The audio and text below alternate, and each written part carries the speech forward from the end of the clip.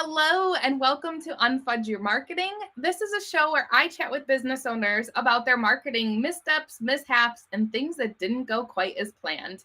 But most importantly, we share the lessons that they've learned to help all of you, our listeners. I'm Kristi Mitchell. I am your host for the show. I'm a marketing strategist and consultant, and I work with service-based business owners who have built their business on referrals and word of mouth. And they get to a point where they know they finally need to be more strategic about their marketing efforts. I create customized, aligned marketing plans that they feel good about, excited about, and then help them figure out how they'll get executed to bring them in their ideal clients. I am so excited today to welcome Carole Stizza to the show. Carole is an expert on the leadership ripple effect and resiliency. She is an executive leadership coach, speaker, author, and military spouse who has been able to study military and corporate leadership in real time. Thank you so much, Carole, for coming on the show. Thanks for having me. Good morning. I'm so excited to have you here. So Carole and I met through a Nexco event. So if you don't know Nexco, go check them out. They're an awesome organization. I'll give a little plug there. I joined Nexco as a member this year for more business networking and really, making those relationships to establish referral partners, collaborative partners in business. And I've met some awesome people along the way. Back at you. Same. I can say the same. Awesome. So, Carole, you expressed interest in coming on the show because you have had your own kind of, I'll call it a marketing journey. How about that? We won't paint any picture of it. We'll say you've had your own marketing journey.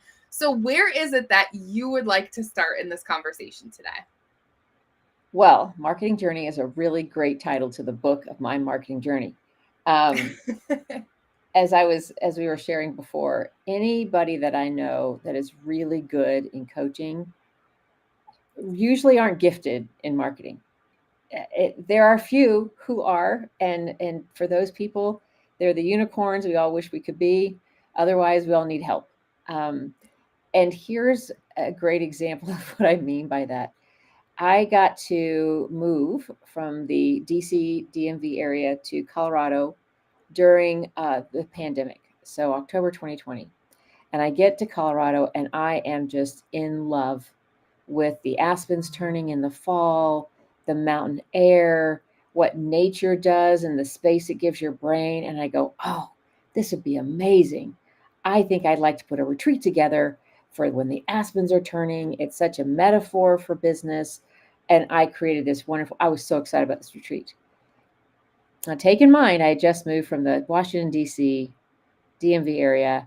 And so when I advertised this, it went, it was the last 2 weeks of September, which, if you think about it, people have just started back to school. The kids are now in the heat of their sports. And guess what? DC has 3 months of fall weather. And I actually had somebody going, why did you pick the busiest time of my life for 2 weeks of aspen turning? And I was like, wah, wah, wah, wah. I hadn't even considered that my reach wouldn't connect with the same experience I had where my audience lived. Needless to say, I may have wallowed in a bottle of wine that evening when I realized that all of my warm market already had this fabulous fall, and this tiny segment of time the aspens turned here meant nothing to them. And I was like, so this needs to be marketed to people in Colorado who get it. And so I had to put the retreat idea on hold. And it was just one of those moments when you realize you didn't do your marketing homework. You didn't consider your audience. You didn't, all the things in marketing they say to do. What's your avatar? What's your audience? What are they doing? We all get excited about something new that we know can convey results. But if it's not to the right audience at the right time, it doesn't matter if you're trying to paint them gold and make them millionaires. They won't see it. Yeah. I love that you bring up avatars because when I do, so part of my work with businesses usually is content strategy. And so the very first thing we do is we have a session where we go through 3 ideal buyer personas or client avatars or whatever you want to call them. And it's for this exact reason, like you're saying, like that's the first step of the content strategy process, is getting super clear on who are those people that you want to work with, that you want to attract to what it is that you do. So it is a really important aspect. And I feel like sometimes I think there's a lot of areas of marketing that business owners can tend to like maybe start rolling their eyes about, like everyone always talks about client avatars or buyer persona, like everyone talks about it, like I don't need to do that. But it's there for a reason, right? And as you're saying, like going through that process of getting really clear on those ideal people, part of my process when I take clients through it is then leading into, we do the buyer persona, then we lead into like, what are the challenges that they're currently experiencing and what are the goals that they have? Because that's really the kind of goals that we have to like create content to speak to those things so that it will resonate with them. Yes. So there are brilliant people like you that I've gotten to talk with along the way. And I took my time. I mean, the retreat will happen again. It will. And I know where it will be and probably when it will be, and the right people will find the right time, right? But I stepped back and said, okay, what else do I know is needed? And just because I feel it's needed doesn't mean that I'm still on track with my clients. So I took the entire summer to interview leaders on what would make a leadership development program irresistible to organizations who needed to keep good talent and explore their leadership capabilities.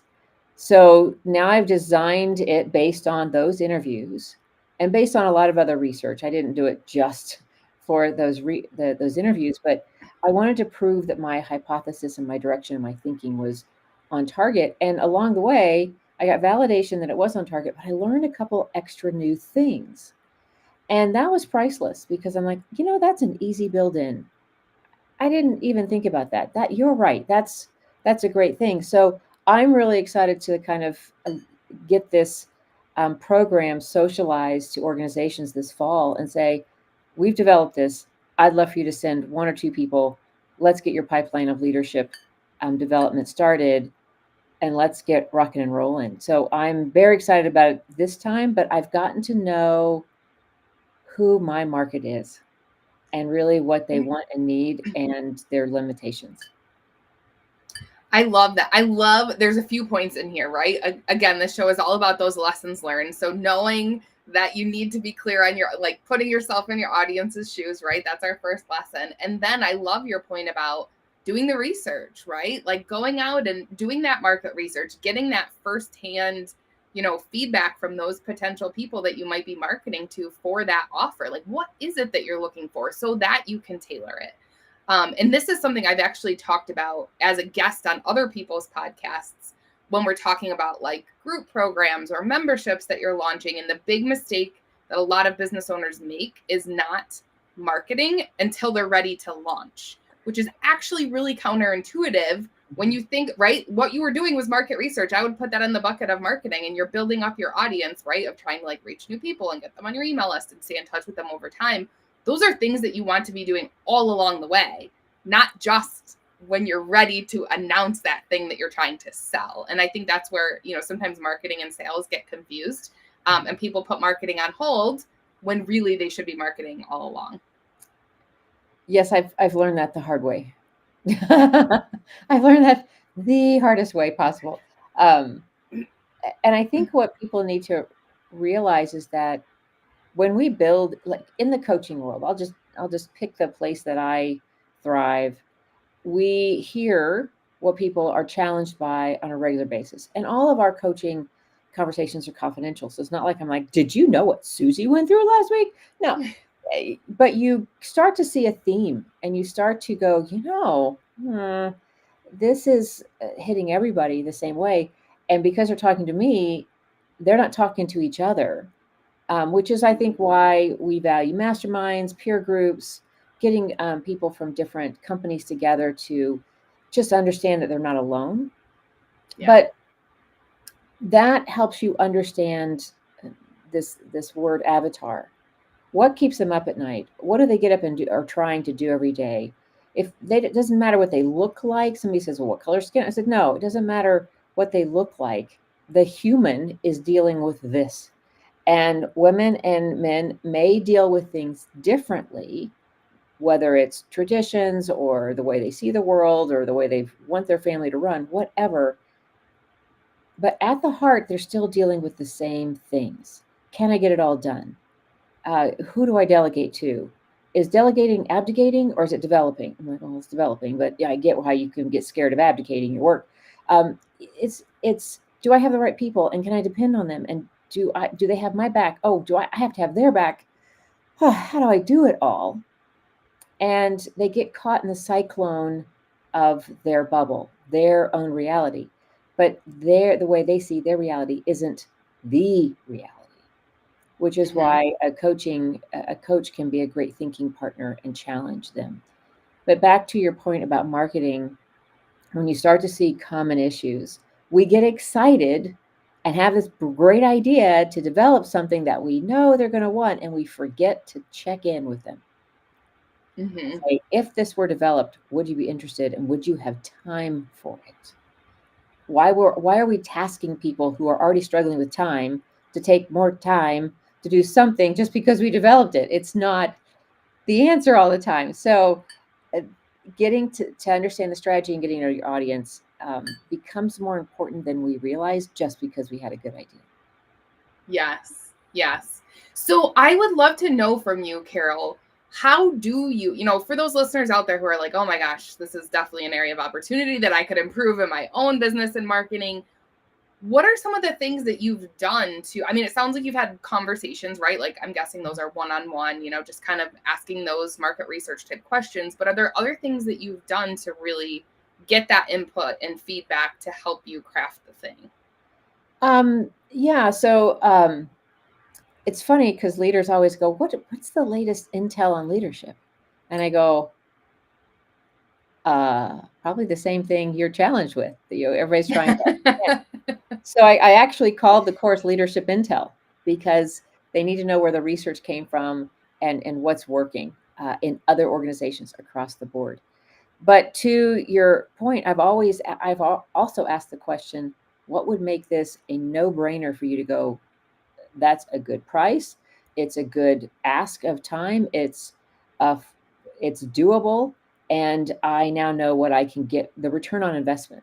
And I don't think people are very transparent with time, commitment, cost, and what they're going to get. They'll say high level, hypothetically, they're going to be better at thinking, they're going to blah, blah. No, you need to ask the buyer, what would make this a no-brainer? And what do you expect to see when they come back to the office? And what do you expect to see during the learning phase? What kind of conversations do you want to make sure happens? What is it that makes this a no-brainer for you? And I don't think people take enough time to interview the people that they really want included in their success story. So how do you pick out, I already have my own wheels turning about how I would do it and the people I would reach out to, but how do you, as a business owner, decide who are those people I'm going to reach out to and ask these questions? Well, I first reached out to my, rock star clients. And I said, okay, here's what I'm doing. Who do you know I should talk to? Who do you think would be a good person to interview on this? Who did you have to go talk to have them compensate your coaching if it was an organizational investment? Or who did you talk to before you realized coaching was for you? It was a little bit of investigative reporting. I got really, really curious and didn't tie it to selling them something in the moment, or it was outside of our coaching sessions. It was completely outside the realm, as if I bumped into him at a coffee shop, like, hey, by the way, who do you recommend I talk to? So I did that because word of mouth, that other person recommending me, is a lot easier than trying to put a billboard up on the highway going, come talk to me. I want to know what you think. And so I use that approach, which here's the other thing I learned. Don't try and do market research in the summer. People are on vacation. It was hard. It was hard. Probably like Christmas, New Year's holiday is probably not a good time either, right? Probably September, October, when there's a higher energy in the air. The kids have gone. Things are changing, they're thinking differently, or in between Q1 and Q2 when they go, oh crap, we're really in the new year. Here's what we need. Yeah. So pick Yep. your timing is also very important, because I thought I'd have access to a lot more people in the summer. I was wrong. I've been Yeah. wrong a lot. So Yeah. I'm Timing is hoping this everything. We're holds coming back to true. timing, right? That's what we started with that retreat you were planning. Timing is Mhm. important. Yeah, timing turned out to be trickier than I thought. It still produced some great information, but I had to work a little bit harder than Mhm. I imagined. And the people who came highly, highly recommended interview were like a month in Europe, going to the Olympics. They were unreachable. And they said, oh, I'm so sorry, I can't get to you until after the summer. I'm like, that's not going to work for me, but I'd love to follow up and make sure that your input actually was part of the other input. Yeah. And I haven't been surprised um, that when the people who have come back and allowed me to continue the interview process is more of a validation process. Have I missed anything? No, I haven't. I really did get to interview some great people. So I'm always up for interviewing great organizations about what they need in developing their people, because I think it's going to be an ever changing landscape. And I'd love to partner with them and be ahead of that curve and Mhm. just make sure that even if the answer is not me, I've got a network too. Let's get them the people they need. Yes. I love that. And I always say the same thing about marketing. Like, if I'm not the right person for you, I feel like we'll know pretty quickly. And I'm happy to connect you with people in my network as well. I love that approach. I think it just says so much about your integrity and, the trust that someone can place in you. And I love what you said about doing those. Well, a couple things. You said you reached out to your clients and asked them for the people that you should be talking to. Because Mhm. I thought you were going to say you interviewed your clients. So I love that, right? Because they already know what it's like to work with you. So getting their recommendation of who you should talk to, I think is awesome. And then the other thing you said, right, is you're not trying to sell them on the call, right? Right. And I think that's part of the trust factor is tell them what the conversation's about and honor the conversation. Don't use it Mm-hmm. as a slide into something else, because then you've just broken the trust forever. Yep. Um, and I think that's true in all conversations, including at work. So I'll back up here and kind of put a little one line here. I tell people the word coaching is like the word seasoning. You open the cabinet for seasoning and you get out the right seasoning for the meal, the results you want. Same with coaching. I am a leadership relationship coach. If leaders need to up their influence or up their results with their people relationships, that's my playground. I'm good at it. It's where I play. Yes, I can help them understand the other relationships, for marketing or anything they want to do with a client, and that's my lane. Don't show me a spreadsheet. I don't. Mm-mm. I have people for that. I will give you a coach for that. So I let people know really right up front, this is my area of play. Do relationships go into all your life? Yes, the whole person shows up at life. I've gone from talking to a CEO about their COO and then their teenager and back to the COO all in the same session, because relationships are connected. But Mm-hmm. I'm not that COO. I'm not the coach for how to think about, all their money. So I find coaches who are really good at that for that next phase of coaching. So again, I also share with my clients, when you're forming a relationship, state the context of the conversation, honor that context, end the conversation, or make a clean break. Hey, I've already talked about that. Is there anything else you want to talk about? I'm happy to end the call because we've talked about this. It Mm-hmm. makes such a respect of time and professionalism, and people like to start talking to you if they know you're going to honor the conversation. I love that. I love that. Having that clarity about what is the goal of this call. Okay, it feels like we met the goal. Do you feel like we met the goal? Where do we go from here? I love that. That's such a great tip. I want to go back to your analogy for a second, because all these light bulbs are going off for me, because as I'm sure you know, in the world of marketing, it's huge. Like, similar Mm. to coaching, I feel like that your analogy is so spot on, that there's all these different seasonings depending on what is it that you need from that coaching relationship. And I feel the same is true with marketing. There's all these different tactics and all these different areas of specialty that you can hire, into your business to help you with something. And that's an area where I feel like a lot of business owners struggle sometimes, is thinking that they need this one specific spice, but they're not looking at the bigger picture of how does that spice fit into the whole recipe if we're going down this road of the analogy. And that's where my place as a marketing strategist and consultant is to really kind of help them see, like, okay, well, you might want to, do more on LinkedIn, but how does that fit into the overall picture of, your entire marketing plan or that bigger recipe? And so figuring out which spices you need to make a really great recipe, I really like that. I think I might have to use that. Hey, there's no territory on these one-liners. I love it. Carole, is there anything else as we get ready to wrap up our conversation? Is there anything else that you want to leave our listeners with in terms of the marketing lessons you've learned? Maybe something we didn't cover, or if there's just a point you really want to kind of hammer home for people as it relates to their marketing efforts? Well, again, I can't stress enough to interview your audience really well so that you know exactly how to make whatever you're going to offer them an irresistible no-brainer for them, and they build trust in those conversations. So it's also a building block for that relationship. So interviewing people and socializing an idea and shopping that idea and testing it. Don't test it ad nauseum. Pick a point of time, like for the next 2 months, 3 months, I'm doing this conversation, and really get ingrained in it enough to honor it on the outcome.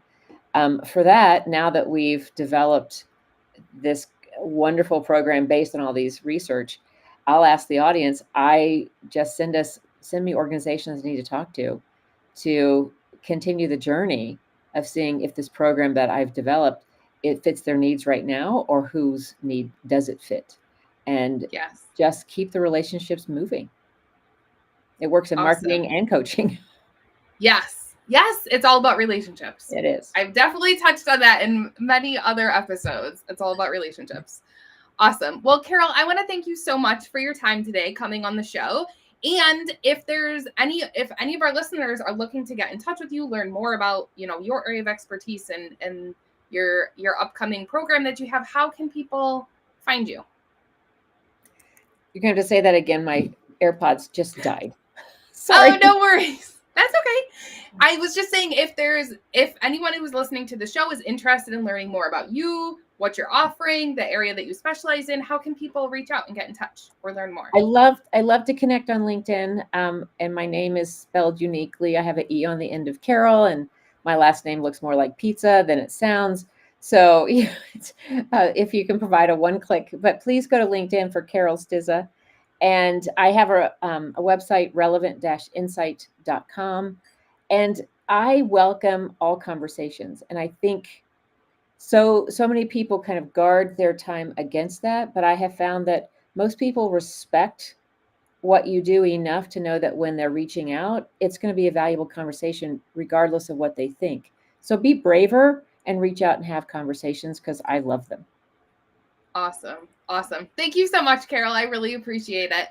And hope to see everybody else for our next episode of Unfudge Your Marketing.